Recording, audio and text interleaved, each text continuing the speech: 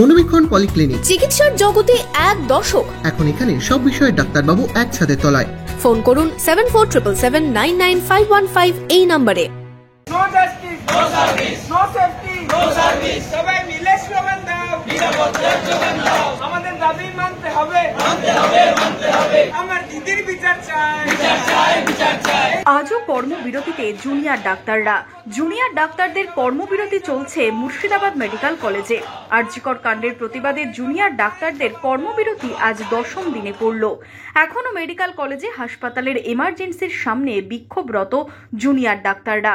আমরা এখনো জানতে পারিনি যে প্রকৃত দোষী কে বা কারা কারা কারা এর সাথে জড়িত।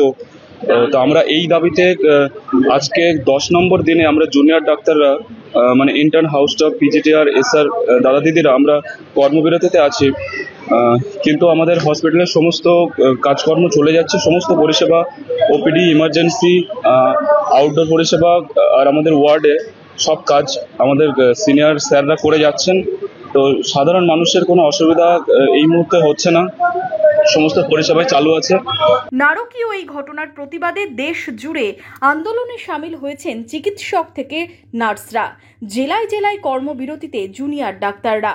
সাধারণ মানুষও প্রতিবাদে রাস্তায় নেমেছে। তবে কবে মিটবে জুনিয়র চিকিৎসকদের কর্মবিরতি, সেদিকেই তাকিয়ে রয়েছেন সকলে। Bureau report, imagine community media.